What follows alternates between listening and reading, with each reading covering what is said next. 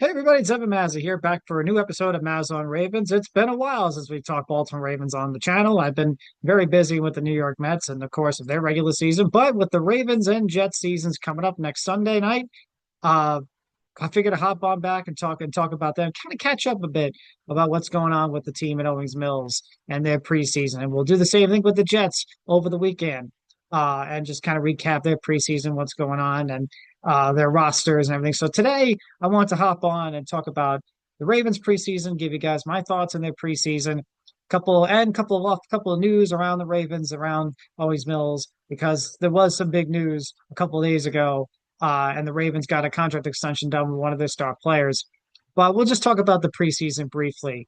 The Ravens finished 3-0 in the preseason, another preseason where they go undefeated. They have been the preseason uh Kansas City Chiefs in the pre in the month of August. Their depth always shows. Um their depth always shows. They always play great in the preseason. Uh but obviously no starters really played except Malachi Starks. He was really the only starter that really did play. Oh, and the new kicker of the Ravens. We'll talk about that in a second. Um but it wasn't again they finished 3-0. They looked pretty good overall. They defeated the Commanders, they defeated the Cowboys, and they defeated the I believe was the Philadelphia Eagles in the first preseason. Yes, it was the Philadelphia Eagles in the first preseason game. But overall, again, there's not much you could take away from their preseason because they didn't really play their starters at all. But I thought Malachi Starks looked good in the action that I saw. I thought Mike Green was the biggest stud of the preseason for the Ravens. He looked very good. And remember, this was a second round draft pick that kind of fell to the Ravens for some off the field issues, of course. So if Mike Green is a player, who you hope if you're the Ravens keeps his head on straight. Um, and if he keeps his head on straight, this dude could be a very explosive, very good pass rusher that could give you what the Ravens really have been looking for the over the last really ever since Terrell Suggs left. The Ravens have not really had any long-term drafted, developed pass rushers in a while. Like Zadarius Smith, they drafted, but then he left in free agency. They drafted Matt Judon, he left in free agency. Odafe Owe is really underperformed in his first couple of years. Then last year he had a ten sack season, and now he's on a contract year this season. So he's certainly a guy that if he has a big year this year, he's going to leave in free agency. So the Ravens really need to kind of get back to Terrell Suggs, Peter Boulware, guys they draft and pass rushers they draft and develop and turn into long-term great pass rushers. Peter Boulware, of course, was that for a long time. Terrell Suggs was like that for a long time. So they really need to find a way. They really need to find that kind of guy again, and they're hoping they have that with Mike Green. You can't. They've been kind of patching it up over the last couple of years with Jadeveon Clowney and now of course Kyle Van Noy, who they've gotten a lot of. They have certainly gotten a lot more than they thought they would get out of Kyle Van Noy when they signed him in week 4 of the 2023 season, and Kyle Van Noy has come in and just had double-digit sack seasons. You can't make that up. And Jadeveon Clowney had a great 2023. He's still a free agent. I'm sure the Ravens are probably still interested in him if they ever want to re-sign him. But the thing is, like, you got Kyle Van Noy, you still have always on a contract year, and now you have Mike Green. So there's really no rush for the Ravens to sign somebody, but there was a pass rusher out there in the market. You guys know who I'm going to talk about. We'll talk about that move yesterday. And I think the Ravens maybe should have tried to get, but we'll talk about that in a second. But I thought Mike Green stood out very well in preseason. You know, you know, I thought he had high motor, high energy, was explosive off the ball, explosive off the snap, and just really made his presence felt. Now, of course, this was mostly against backups, but he did impress. He did play well. Now, if he can continue that I don't know how many snaps he's going to get at the beginning of the regular season. The Ravens are usually very picky. John Harbaugh has usually been very picky with how he uses second, third, fourth round picks, especially defensive depth players. A lot of times they usually start off on special teams before they transition into until they transition to starting roles. And to be fair, a lot of Ravens players are like that even before Harbaugh during the Billick years, Jared Johnson, Adalys Thomas, etc. But but it's also especially been like that during the John Harbaugh era.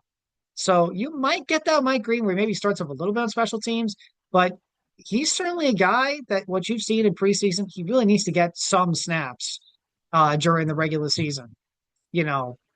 So I'll be interested to see how many snaps Mike Green gets as the season, during at the beginning of the season as the season goes on, and if his snaps increase as the season goes on.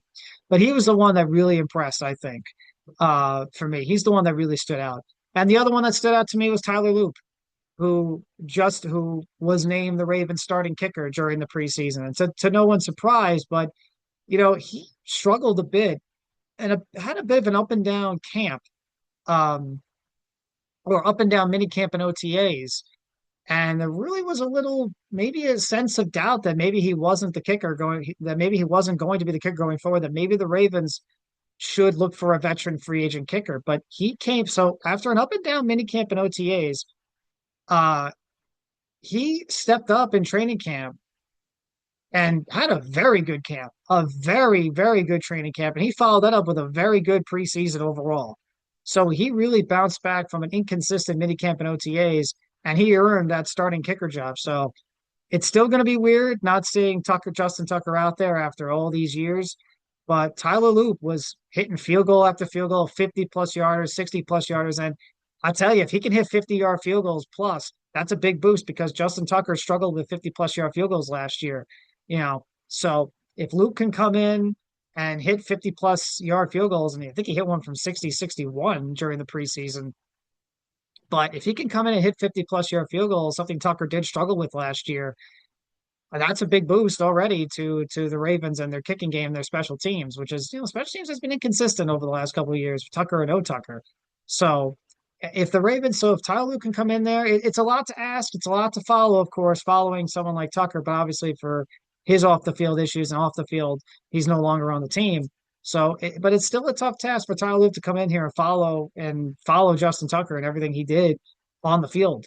But he certainly did stand out in training camp, and he certainly did stand out in preseason. He was one of the guys I was looking at as the preseason was going on, and he really did a good job.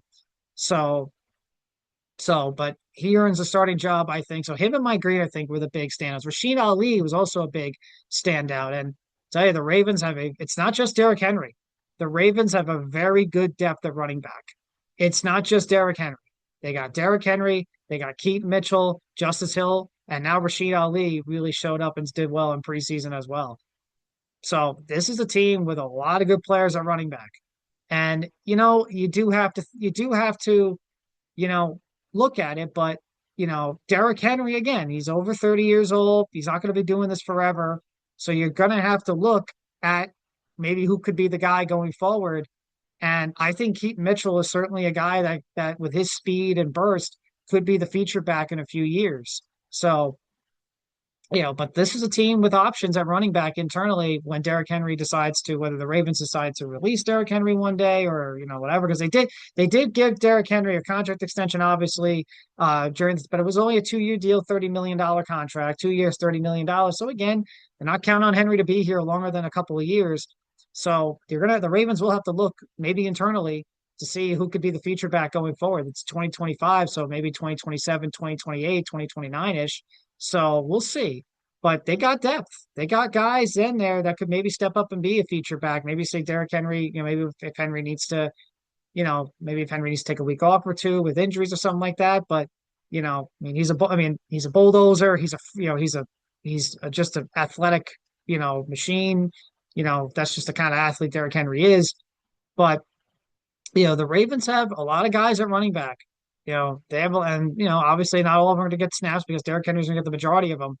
But it'd be nice to see Keaton Mitchell get some snaps, and Justice Hill, of course, will still be a consistent third down back, I'm sure, and maybe even Rashid Ali can come in and get some snaps.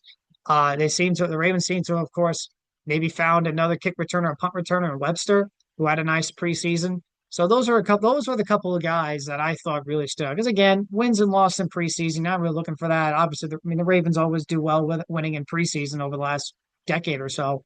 But you're looking at to see who stood out, who played well, how did the team looks, this and that. So I thought those are the players that really stood out. Obviously, a big topic of discussion during the preseason was the play of the backup quarterbacks. Now, I am the personal opinion that Cooper Rush is a fine backup quarterback option for the Ravens. I don't really look at his preseason and say, oh my goodness, they're not going to win any games if he has to step in and play.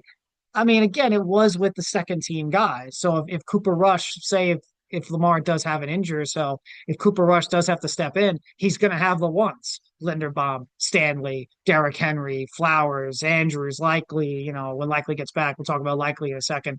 Um, Bateman, et cetera, et cetera. He'll have the number one guys and not the backups. So and Cooper Rush has proven that he can win a few games here and there.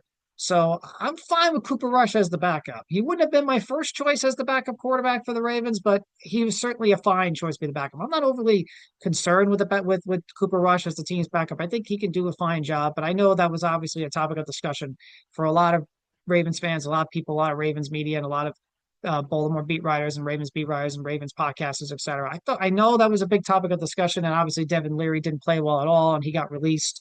Um, and the Ravens brought back Tyler Huntley, who had a cup of coffee back with the Cleveland Browns a few weeks for a week or two.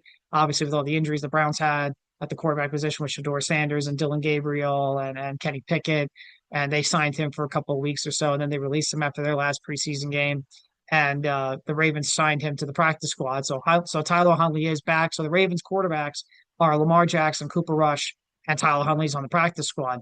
But I think Rush is the kind of guy who could go in there and win you a few games. I don't think I wasn't going to say, oh my goodness, he stinks, whatever. I think he can go in there and win you a few games. I'm not, I know a lot of people were, already ripping him for in the preseason. But honestly, again, I think he can with the ones, especially, he can go in there win you a game or two or three or so. I think he's a fine backup quarterback to have for this team. But of course, the bottom line is this: the Ravens, they're going to go wherever Lamar Jackson takes them. So obviously, obviously, if they're going to go to the Super Bowl, it's going to be on Lamar Jackson. So those are kind of my takeaways and what I felt, uh, you know, you know, during the preseasons. That was the kind of things. The other thing was Daniel Falale, actually. Falale, again, the man they call Godzilla. He's this big, massive dude that got off to a tough start last year. I think he did finish off the season pretty strongly. This in the preseason this year, obviously with the competition going on at guard, didn't really have a great first game, but he did I think he did finish well in the last game or two of the preseason. Obviously, Falali is going to be a question mark for a lot of people, so we'll see how he does to begin the season because they're going to need him to play well. Um, but that's the Ravens preseason. They went 3-0. Those are kind of my thoughts about the Ravens preseason and where I think they are heading into the season and what I saw, what I liked. So their 53-man roster, their completed 53-man roster was set about a day or so ago, obviously.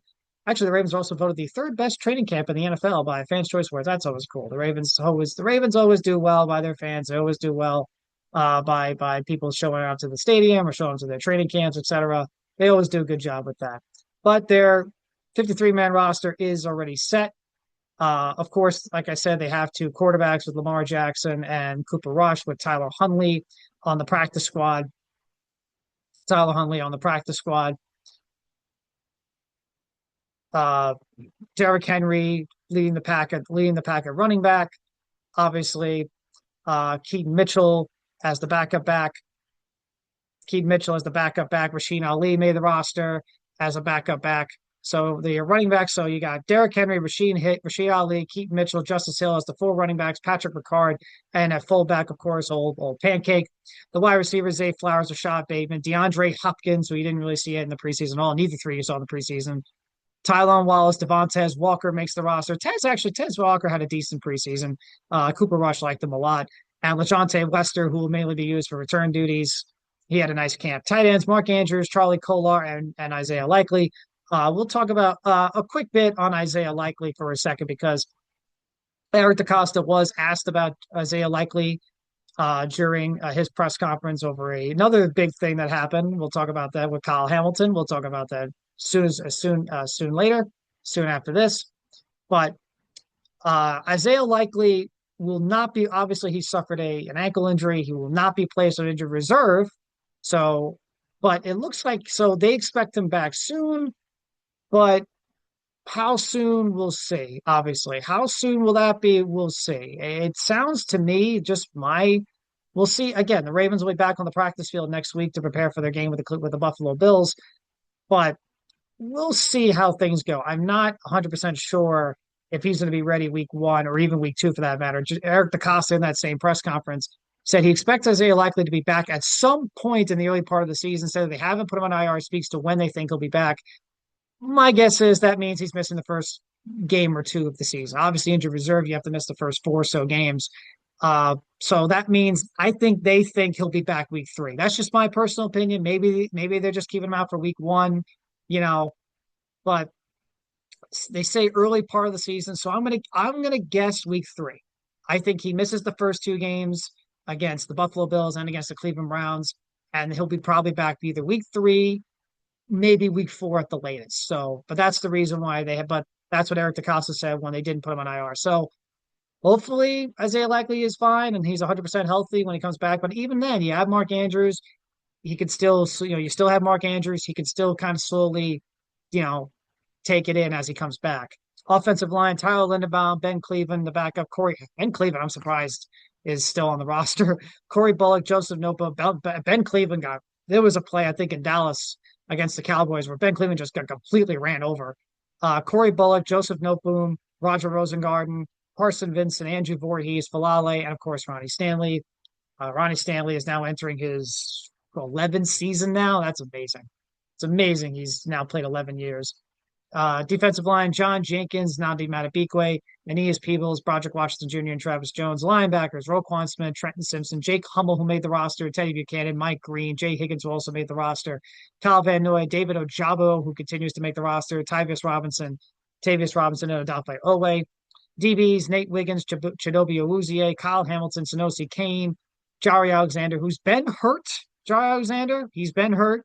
Has missed practices over training camp. Malachi Starks, TJ Tampa Jr., Ruben Lowry, Keon Martin, and of course Marlon Humphrey. And I mentioned Ronnie Stanley, how long he's played. Amazing. This is Marlon Humphrey's ninth season. So this is Ronnie Stanley's. I said 11th season. I'm sorry, 10th season in the NFL, and this is Marlon Humphrey's ninth. It's amazing how much time has passed. Jordan Stout, punter, Tyler Loop, now the new kicker, and Nick Moore now still doing the snapping duties. So that's the Ravens 53-man roster. So let's get to it. The contract extension of Kyle Hamilton. Kyle Hamilton got a nice, brand new 4-year, $100.4 million contract extension. Let's just get the confirmation from Adam Schefter. He is now the highest paid safety in the National Football League. It's been a contract that we've been waiting for a couple of months at least. You knew that the Ravens were going to get a contract done with him, and they did a few days ago or this past week. The contract is, of course, a 4-year deal, $100.4 million. It's the fourth contract extension done. Rashad Bateman, 3 years, $36.75 million. Ronnie Stanley got an extension. He obviously re-signed in free agency, 3 years, $60 million. Derrick Henry got a 2-year, $30 million contract extension. Now Kyle Hamilton is the fourth to do so. 4 years, $100.4 million. Jameson Hensley, Adam Schefter then follows it up by saying Jackson and Tyler Linderbaum, Lamar Jackson, Tyler Linderbaum are also candidates for new deals. Kyle Hamilton is, I think, the best safety in football. He's one of the best defensive players in football. And I guess I'll give you an early prediction. I think Kyle Hamilton is either going to win Defensive Player of the Year this year or he's going to be a very big contender for Defensive Player of the Year this year. I think Kyle Hamilton's in for a big year in year two now with Zachary Orr's defense. Year two now, the defense played really well down the stretch of the season, the last 10 or so games into the playoffs after getting off to that slow start. They played very well down the stretch of the last 10 or so games into the playoffs and 2 games in the playoffs. I think Hamilton in year two with Zachary Orr, now especially with the contract extension, he's going to have a very big year, and I think he's going to be in the running for Defensive Player of the Year. And I'll pick him for Defensive Player of the Year this season. So call me biased. I'll bring an Ed Reed jersey, but call me biased. But I really do think Hamilton is going to win Defensive Player of the Year. Obviously, the discussion is, will Lamar win the MVP? Will Lamar win the MVP? Certainly, he'll be a contender for MVP. But I think the guy to watch to win an award this year, if you're the Ravens, in terms of a player accolade. I think it's Kyle Hamilton winning Defensive Player of the Year. The Ravens have not had a Defensive Player of the Year award winner since 2011 with Terrell Suggs. And obviously, Ray Lewis won it twice. Ed Reed won it once in 2004. But they haven't won, but no player on the team has won it since 2011 with Terrell Suggs. Um, so I think Kyle Hamilton is going to get that. I think Kyle Hamilton this year is going to have a big season, win Defensive Player of the Year, but it's a well-deserved contract extension. He's a very good player. He's been really good for the past 3 years now since he was drafted. And, I'll tell you, the Ravens made out very well with that Hollywood Brown trade. There was a trade at the time that I was kind of questioning because, again, you go, why would you trade your top receiver who has very good chemistry and very good and is good friends with your franchise quarterback? I think back to when the Ravens traded Anquan Bolden and took away a playmaker for Joe Flacco, and then they let Torrey Smith go in free agency a few years before that, and let another playmaker, Joe Flacco, go. I especially in this day and age where quarterback play is so, you know, so based around your team's success, especially because you got to have a franchise quarterback in this league. I didn't like, while I again not liking taking away receivers for Flacco back then, I didn't like them taking away receiver for Jackson, a few years ago. But the Ravens have, and while I still feel that way that you shouldn't, let your receivers who have good chemistry and have a good thing with your star franchise quarterback. The Ravens have made it out well by drafting Tyler Lindenbaum and then drafting Hollywood Brown and then drafting Kyle Hamilton after they traded Hollywood Brown. They've made it out well with it. So, and now they pay Kyle Hamilton. So, and Linderbaum could very well be next. I do think Linderbaum's going to be 50-50. Jackson still needs to get his new extension done. But Linderbaum is, I think, 50-50. So we'll see. And because they still have to pay Isaiah Likely as well. Isaiah Likely still has to get paid as well, too, because he's a free agent at the end of the season as well, as was, of course, Mark Andrews. So there's a lot of decisions the Ravens have to make in terms of their free agencies and decision makings. But you got to figure Lamar Jackson's going to get his contract next. But for Kyle Hamilton, I think he's one of the best safeties in football. You can play him anywhere, a deep safety, nickel, linebacker. He's a good blitzer, very good tackler. Um, maybe you like to see the interception numbers go up a little bit. That's kind of the same thing I have for Sauce Gardner, but Hamilton overall is, I think, the best safety in football, and I think it's a well-deserved contract. And the Ravens made him the highest paid safety in the league. Um, and it's again another example of the Ravens just keeping their core players, right? We can go on and on and on about all the core players they've kept around and made sure to sign in free agency and re-sign and keep them around because they're core players. So that's obviously a big thing. So Hamilton is new contract, 4-year deal, $100.4 million. And now we get to see who's next. I think it's going to be Jackson.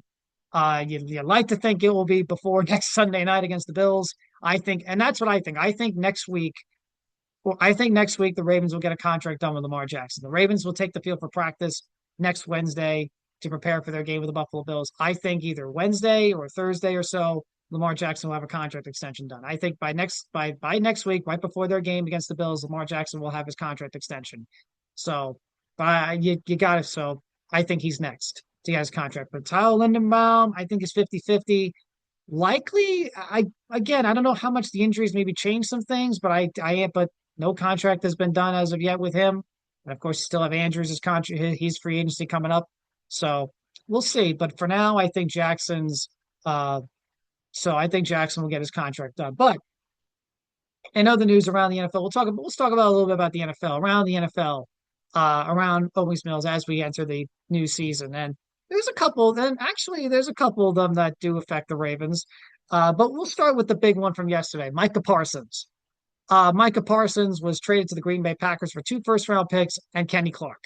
That's it. That's all Jerry Jones traded for. And then he got a massive contract from the Green Bay Packers. So definitely a move that the Green Bay Packers don't normally do. The Packers are not usually a team that makes these kind of trades, but the Packers did make this trade. And all they gave up was 2 for one of the best defensive players in football, maybe the best pass rusher in football. I mean, it's either him or Myles Garrett or T.J. Watt, or Nick Bosa, but one of the best defensive players in football, and they got him for just 2 first-round picks and Kenny Clark. No offense to Kenny Clark, he's a good defensive player, but if that's all the Packers had to give up, for Micah Parsons. I think the Packers were happy to make that trade. And that's why I think if I was Eric DaCosta, I think I would have thought again, I know the Raven way from Ozzie Newsome to now Eric DaCosta. The Ravens are not ones to trade multiple first round draft picks for and a player for a star player. They're not one to deal because they love their draft picks. They love to keep draft picks.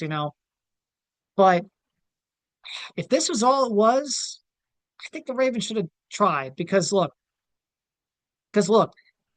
you're trying to win the Super Bowl. You're trying to win the Super Bowl. You're trying to win the Super Bowl, and you're on year 8 with Jackson and trying to win the Super Bowl. I feel like that's a move that the Ravens could have made with 2 first round picks, and you can use Odafe Oweh. Odafe Oweh's coming off a 10 sack season. He's definitely not going to be as expensive as Micah Parsons is, even if he has a big season. But the Dallas Cowboys and Jerry Jones look at Oweh and go, okay, he's coming off a 10 sack season. He probably has a lot more mileage left. He probably has a lot of mileage, just like Parsons, or a lot of mileage left, just like Parsons does. He's coming off a very good year. We can pay him at a relatively good price, even if he has a really good year, just like Micah Parsons, because he's not the same caliber player as Parsons, but he can still get after the quarterback, right? If I was the Ravens and DaCosta, I think I would have offered 2 first round picks and Odafe Oweh. I think he would have been the player that I would have put in because he has 1 year left on his contract. And then you go to Mike, and then you get Micah Parsons, you pay him, you use maybe some of that money, but you use some of that money to pay Micah Parsons. But I think obviously it probably would have, again, the Ravens weren't going to do that with trading 2 first round picks because that's not really their style.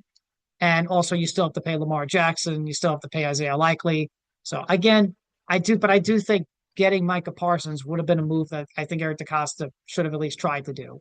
I think he was interested. There was a report that I think teams like the Ravens and the Cardinals and the Giants would make inquiries about Parsons when the Cowboys were fielding phone calls for him. But you kind of figured the Ravens were still not going to give up 2 first round picks for any player because that's just not their styles. They like the draft picks. And now they got Mike Green. So if Mike Green is what the Ravens think he is, then you know he can give you that kind of production maybe like Micah Parsons can give you, but he's not Micah Parsons. Micah Parsons is Micah Parsons. So, but Micah Parsons is a Green Bay Packer, and again, I think that's a big move for Green Bay and for Dallas. Again, I think the Cowboys still can be a good football team, but boy, for a defense that went through a lot of struggles last year, you now just trade away your best defensive player, and really not for much. Really not for much. You know, 2 first round picks, sure, but you got to nail. You got to get them right, Jerry. You got to get them right. And Kenny Clark, I think, could be a good player. But Jerry was like, oh, we need guys to stop the run. And sure, that's all true. You need guys to stop the run, of course. And I think Kenny Clark is a good player and he can do some good things for the Cowboys. But you also need guys who can get after the quarterback, especially in this age of the NFL, and especially in your division. You got Jalen Hurts, you got Jaden Daniels, you know, you got Russell Wilson in there, maybe even Jackson Dart when if he comes in this year. That's in your own division, and in the conference, you just traded away to Green Bay. They got Jordan Love, and the Lions got Jared Goff, and the West, the 49ers have Brock Purdy, and so the Bucks with Baker Mayfield. So you got some quarterbacks in there that you need to get after the quarterback. It's why if I was the Ravens, I would have thought about maybe trading 2 first round picks and a player for Micah Parsons because they got Joe Burrow in there. They now got Aaron Rodgers in there. If Flacco and the Browns do well in Cleveland and that system works with Flacco with Stefanski, just like it did a couple of years ago, you'd have that. And then you got Pat Mahomes in Kansas City, and then you got Josh Allen, of course, in Buffalo. So maybe even if someone like Drake May emerges with the Patriots or so on and so forth. Bo Nix in Denver or Justin Herbert with the Chargers. So on and so forth. So that's another reason why I think getting Micah Parsons could have really helped the Ravens. But I think the Ravens feel like we keep the 1st round draft picks, but we also have Kyle Van Noy. We got Mike Green now, who we drafted, of course. So Odafe is still there for one more season at least. Maybe if they get an extension done, who knows? But I think Oweh's leaving a free agency at the end of the season, well, especially if he has a big year. But but he is now a Green Bay Packer, and I think it's a big help for the Packers and for the Cowboys. We'll see. We'll see. We'll see.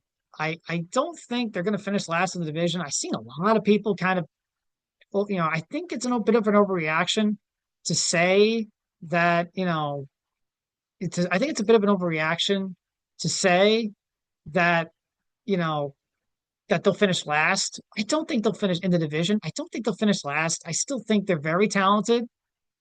I still think they're a very talented football team. They're still a very talented football team, and they're going to score points on offense. You know, um, so I don't think they're going to be a last place football team. But yeah, defensively, I'm not sure about them now. It's very tough because they struggled a lot defensively last year. So we'll see how they do. Speaking of Joe Flacco, the Cleveland Browns named their starting quarterback, and it is Joe Flacco. And I think that was obviously going to be the obvious decision. I know there was Kenny Pickett. What if Kenny Pickett? I think will be the starter because he's younger, more mileage. They like he can move around a bit. Or will the star be Shador Sanders because of the hype and his play and his arm and his playmaking ability, et cetera, et cetera. But I always felt coming into this the Browns training camp quarterback battle to me was very fascinating. And I did watch a couple, actually watched their episode documentary series they did on clevelandbrowns.com, the Man Under Center doc. It's actually pretty good. But and it documented Flacco, Gabriel, Sanders, Pickett. So it was really actually really well done. Uh, but uh, so Joe Flacco is the starting quarterback for the Cleveland Browns. Um, so to me, it wasn't a surprise. I think he was the starter the minute he signed. I don't think it was really ever a true competition. I think he was, I think, barring Gabriel playing really, really well and Sanders playing really, really well and Flacco not really having a good training camp, I just think I do think Flacco had the starting job the second he signed back because he had success with Stefanski. He he knows the system. He's an accomplished veteran. He's an accomplished veteran quarterback, 40 years old. But I think it just made the most sense to at least go with him to start the season. And if Gabriel starts midway or so, or Shador starts midway through, so fine. But at least to start the season, yeah, it made the most sense for Joe Flacco to begin it, which means it's official. In week 2 of the NFL season, the Ravens home opener will be against the Cleveland Browns, and it will be Joe Flacco's homecoming. That's it. That game has now become a lot more interesting because not only is it Joe Flacco's homecoming, but the Ravens are celebrating their 30th anniversary. This is their 30th anniversary season. Um, uh, uh, so, and they're celebrating their 30th season and 30th celebration by playing the Cleveland Browns, who, as we know, once upon a time, the Baltimore Ravens were once the Cleveland Browns, and the Cleveland Browns came back in 1999. So there's that whole history. There's that whole rivalry of 30 years, the old Browns, the new Browns, the Ravens against the Browns. So there's a lot of history there that will now be celebrated on this home opener, and it will be also Joe Flacco's homecoming. So that week 2 home opener gets really interesting. So with the 30th anniversary celebration against the Browns, and it's Joe Flacco's homecoming. It's his first game back in Baltimore since he was traded to Denver, and it's his first game back in Baltimore since the 2018 wildcard game when he was the backup to Jackson. So so it'll be, that's kind of great. He has played the Ravens before, obviously, when he was the starter for the Jets a few years ago. The Ravens won that game. But it should be it should be an interesting night. And I think it will be, yeah, he is, yeah, him being in a Cleveland Browns jersey is still weird, but it will be interesting. It will be cool to see him back in Baltimore, and it should be a nice round of applause, at least before the game, obviously, a nice round of applause for him and for him to get his, well-deserved flowers and due from the Ravens and Baltimore fan base because, he accomplished a lot. He really did. He really did accomplish a lot as the Ravens starting quarterback for over a decade. And he gave the Ravens and this franchise, after 12 years of searching for a franchise quarterback, all the quarterbacks the Ravens went through since before Flacco got there, from Testaverde to Scott Mitchell to Tony Banks to Trent Dilfer to Kyle Bowler to Anthony Wright to Elvis Gerbach to Chris Redmond to Jeff Blake to Steve McNair, Troy Smith, et cetera. For him to step in and be drafted 2008 and be the starting quarterback for 11 years and had the success he had, it really does. You get, he deserves a lot of flowers and a lot of appreciation and, a lot of round of applause from the Raven fan base. He never really got that, when he left, obviously, because he was traded, but, he never really got it, you know, but, but he will now make his return in week two. And I expect a good round of applause from him, even though, yeah, he's with the Cleveland Browns, but I think at least before the game and then after the game, I expect a round of applause and appreciation and ovation for him. Hey, I was rewatching it a few weeks ago. The Donovan McNabb's return to Philadelphia when he was a Washington at the time, Washington Commander at the time, Washington Redskins. Because he was traded to Washington straight up. And he made his return in 2010 to Philadelphia, and yeah, it was a division rival, but Eagle fans, and they were hard on him. Obviously, Eagles fans were very hard on McNabb during his decade run with the Eagles. They still gave him a round of applause and a round of ovation, and it gave him his flowers for because he was very, very successful in Philadelphia, just like Joe Flacco was very successful in Baltimore. So it should be a fun, interesting day in week two. And it'll be cool to see again Flacco's homecoming. And yeah, when the game starts, yeah, go beat him. When the game starts, go beat him. But before the game, after the game, it'll be cool for the Ravens fans to give him his flowers. Because he deserves it. He really does. And obviously it'll be interesting with the 30th anniversary celebrations, everything. So Flacco is named the starter of the Cleveland Browns. Micah Parsons is now a Green Bay Packer. Rashee Rice has been suspended for 6 games. Obviously, he had his off the field issues some time ago. It was I think it was a DU. I think it was he was driving fast, like drag racing or something like that, and he hit another car, and and him and a couple of his companions were drag racing, and so now he's been suspended for 6 games, which takes him out of the week 4 game that the Ravens play against the Kansas City Chiefs. I believe that is in Kansas City. I believe that is in Kansas City. Let me double check that. But anyway, that takes him out of that game. So that's one of Patrick Mahomes' yeah, it's at Kansas City. So that's one of Patrick Mahomes' top wide receivers, if actually is his top receiver out of that Ravens game. So look, if the Ravens are going to beat the Kansas City Chiefs, you better win. You better beat them week 4 because they're not going to have Rashee Rice out there. They'll still have Pat Mahomes and Kelsey and all those. And congratulations to Travis Kelsey on his engagement with Taylor Swift. But no, in all seriousness, I'm happy for them. Congratulations for them. That's really cool. But Rashee Rice is out for that game. So look, man, week 4 at KC, the Ravens have only beat them once since 2018, since Mahomes and Jackson became the starting quarterbacks for their respective teams. The Ravens have only beat them once, which was 2021. Other than that, they're 1-5 against them. So week 4 is a good chance for the Ravens to go out there and win a game there because their top receiver won't be out there for them. So, but he's been suspended for 6 games by the NFL. So, but yeah, we'll see what happens there when week 4 when the Ravens go to Kansas City. On Monday, we'll do another Mazon Ravens, and we'll preview the season. I'll give you some wins and losses we'll go through the schedule, give you some wins and losses, give you my prediction for where this team will finish, what their record will be, where they will stand in the division, and I'll give you where I think they will be at the end of the season. I'll give you my full Ravens prediction, and I will I'll give you my prediction for where they will be at the end of the season, and give you my Super Bowl prediction overall for the season. Will the Ravens be in the Super Bowl? I think we'll see. I don't know, but we'll see. But we'll show. I'll give you guys my prediction for it on Monday. But I think that's going to be it for today, MazzaOnRavens. I just want for MazzaOnRavens. I just want to jump in a bit, catch up a bit, go through the roster, go through some offseason moves they made, talk about the Kyle Hamilton contract extension, and talk about some stuff around the NFL and everything before we get to next week, because next week is the full blunt, full everything NFL, because the NFL season is here as the Ravens get set to play the Buffalo Bills next Sunday night at Buffalo, right where they lost in the division playoffs a year ago. Once again, the Ravens play in week 1 for the second year in a row the team they lost to in the playoffs. Last year was Kansas City at Kansas City on that Thursday night opener, the rematch of the AFC Championship game. And now this year is going to be in Buffalo in the rematch of the divisional playoffs. But that'll be it for today's episode of MazzaOnRavens. We'll be back on Monday to talk more MazzaOnRavens, and we will also be back to talk more Mazza on Mets on Monday after their series with the Marlins. The Mets are off to a great start against the Marlins after having the sloppiest game of the season last night and losing that game 7-4. So hopefully on Monday, hopefully tonight's the debut of Jonah Tong. So hopefully the Mets bounce back tonight and win the series after that. But not a good start for the Mets against the Marlins, which is exactly what they could not do. I said it on the show. It's exactly what they could not do. And they came out and played very sloppy baseball. Too many errors on the infield, too many errors on the outfield.